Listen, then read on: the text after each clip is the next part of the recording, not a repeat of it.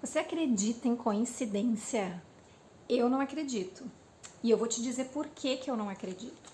Fazendo hoje de manhã o meu devocional com Deus, o meu momento com Deus, que eu não abro mão, todos os dias eu faço.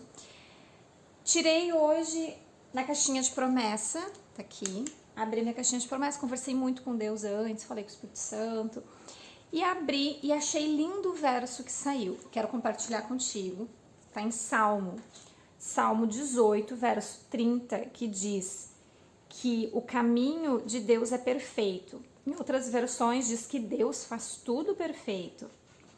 A palavra dele é comprovadamente genuína. E tem outras versões que diz que ele cumpre tudo o que ele diz. Me chamou muita atenção o início desse verso, que Deus faz tudo perfeito, que o caminho dele é perfeito. Shana, e atenta para isso. Como que você aplica isso na sua vida? Com a pergunta que eu fiz anteriormente, que é, você acredita em coincidência? Vai juntando tudo aí e olha para cá, presta atenção o que diz em Atos, o capítulo 16, porque depois eu fui abrir a palavra de Deus e me veio a história de Paulo e Silas na prisão. Teve um dia que, aqui Paulo relatando, né, eles estavam indo para o lugar de oração e no caminho eles encontraram uma escrava. Essa escrava, ela tinha um espírito pelo qual predizia o futuro. Ela ficava falando as coisas do futuro. E ela ganhava muito dinheiro para os seus senhores com tais adivinhações.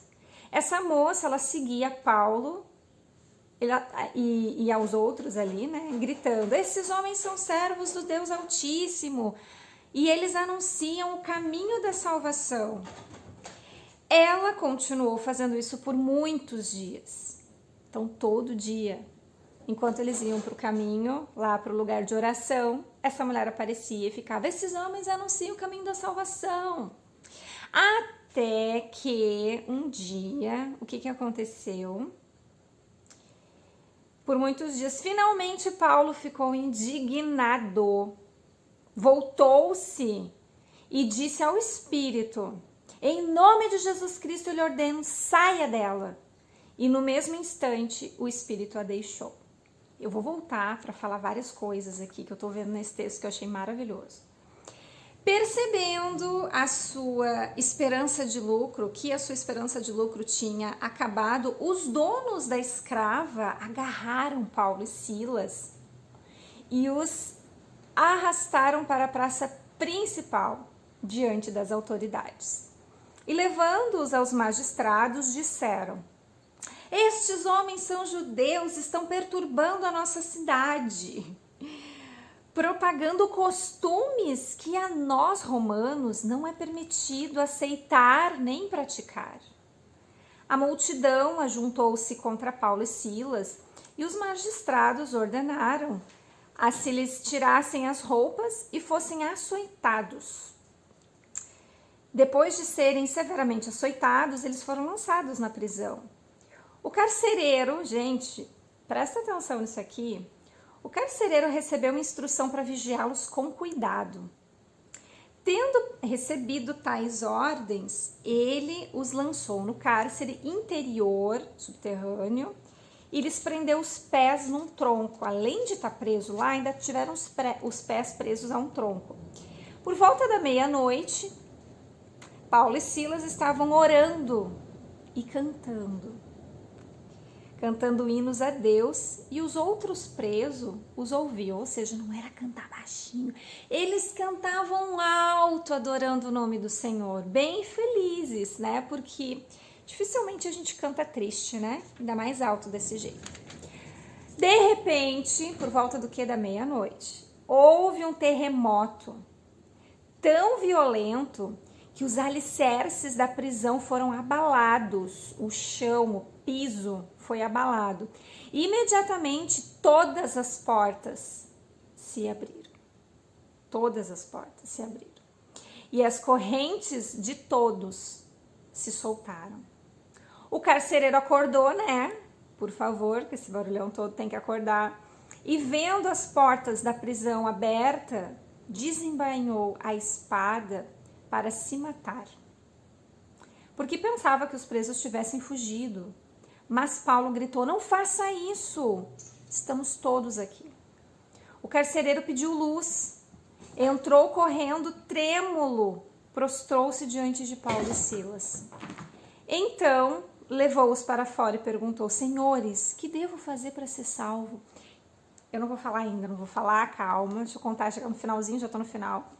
Eles responderam: creia no Senhor Jesus e serão salvos você e os da sua família.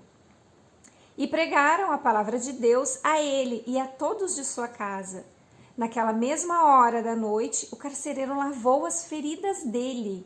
E em seguida, ele e todos os seus foram batizados.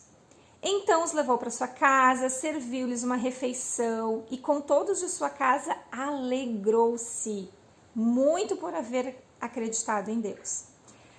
Quando amanheceu, os magistrados mandaram seus soldados ao carcereiro com esta ordem: solte os homens.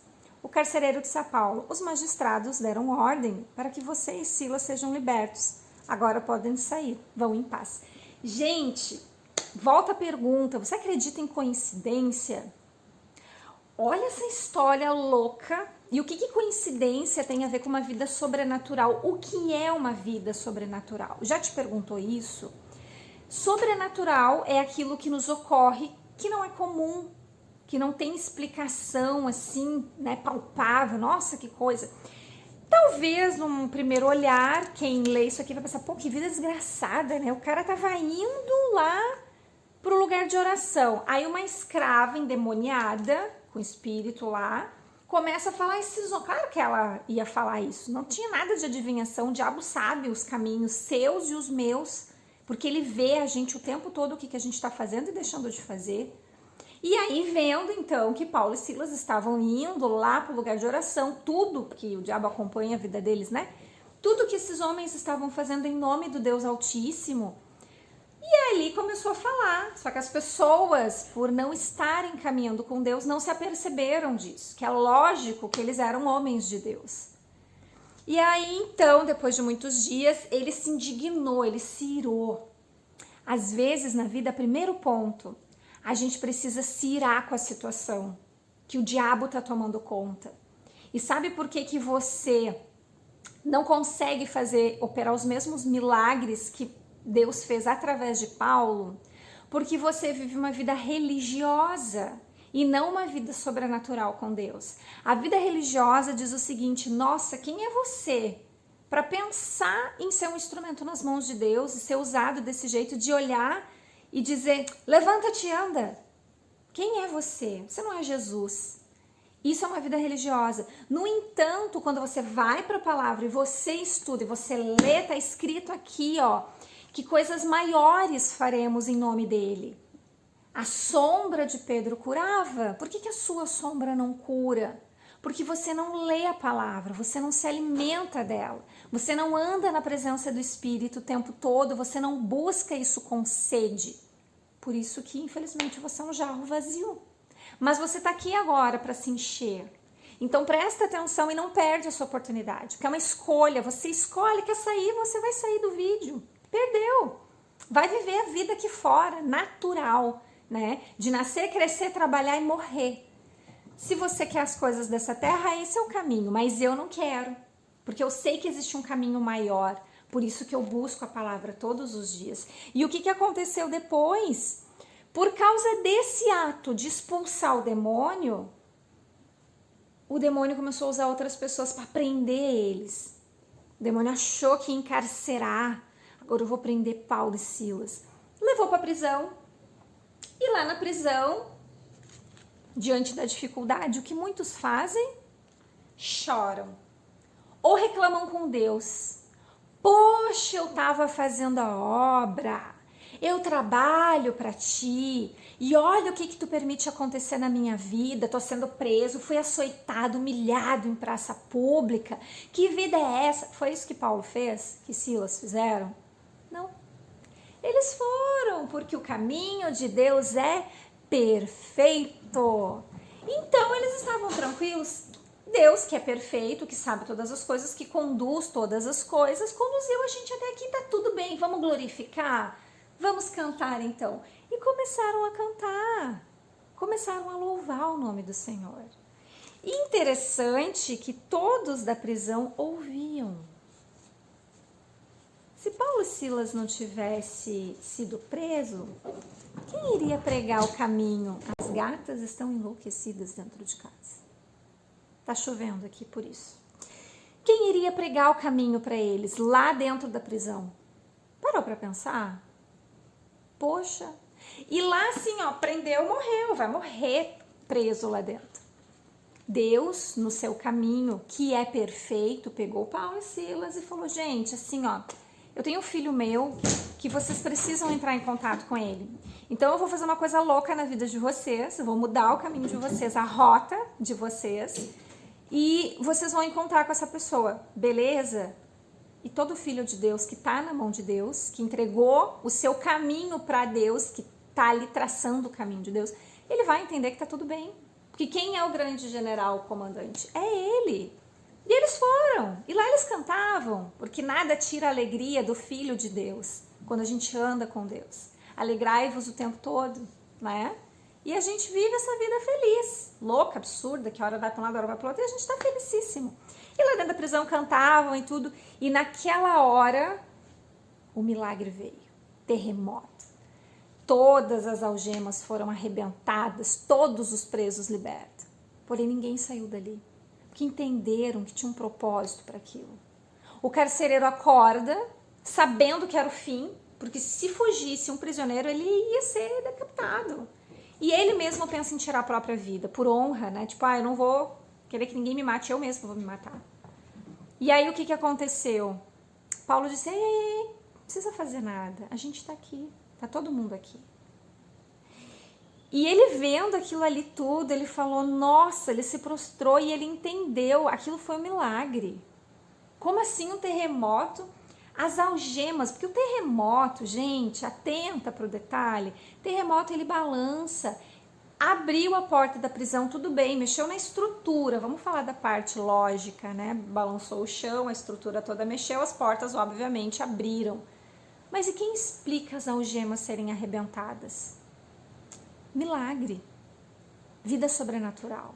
Coisas loucas acontecem. E as pessoas que estão olhando e atentando para isso percebem que é uma vida sobrenatural.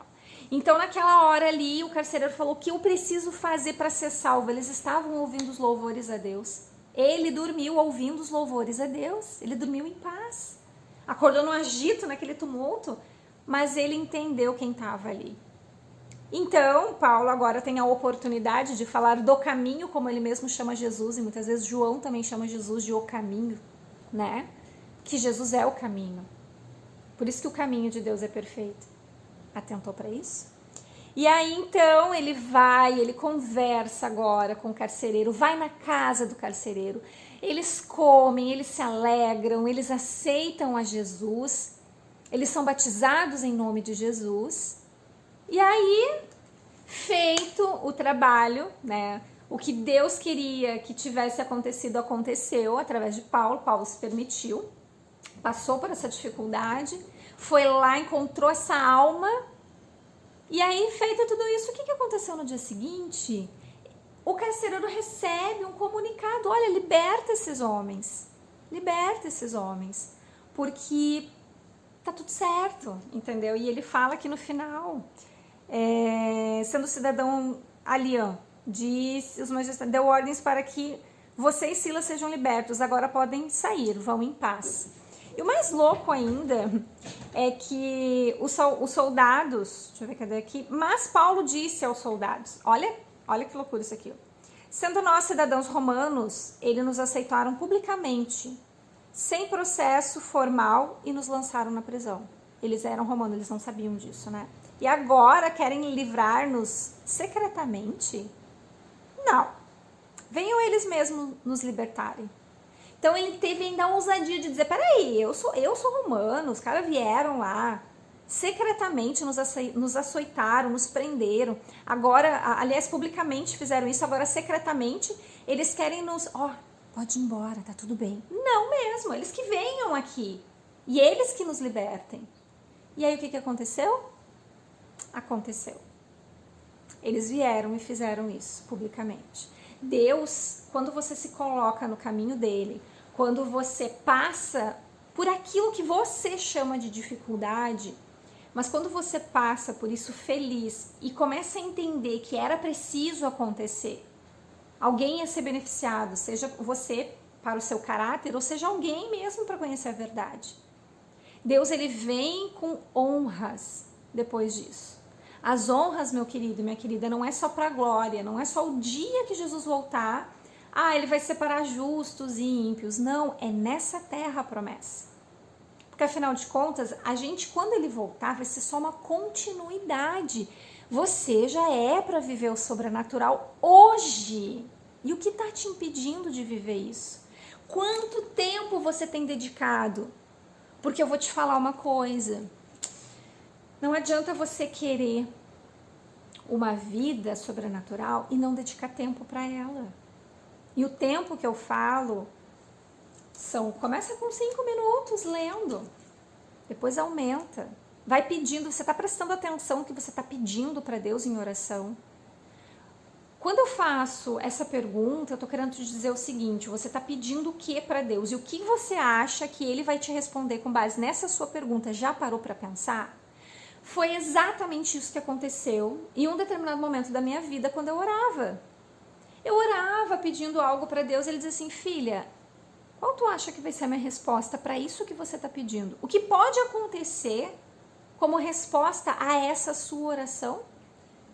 E eu falei: nossa, Deus, nunca tinha pensado nisso. Ele disse: então pense o que você quer.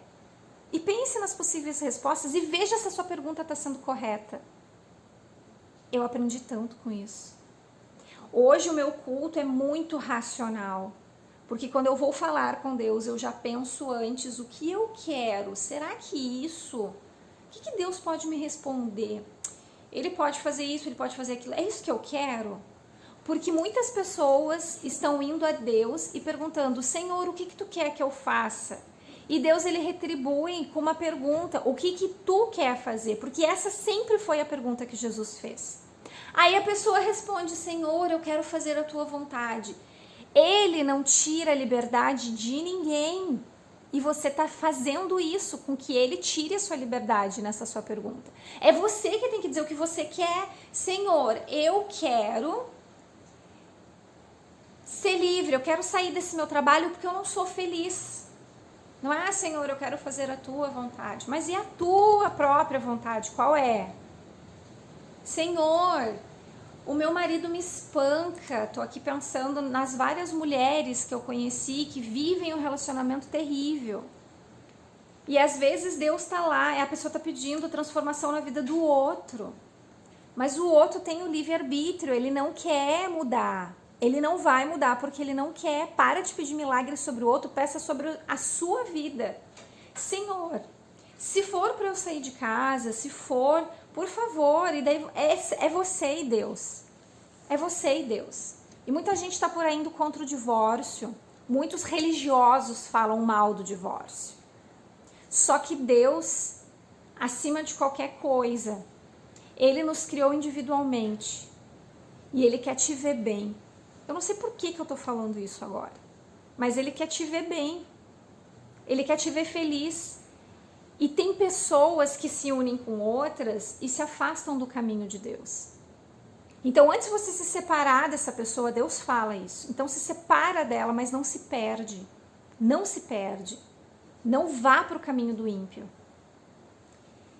E lembra do início da nossa conversa aqui.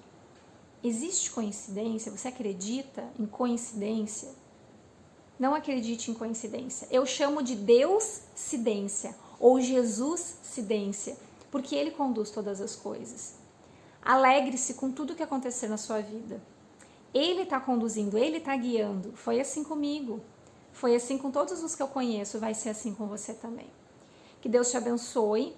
Que você tenha tempo. Decida e busque ter tempo com Deus. Com certeza vai ser uma bênção muito grande. Beijo no teu coração e a gente se vê num próximo vídeo. Tchau, tchau.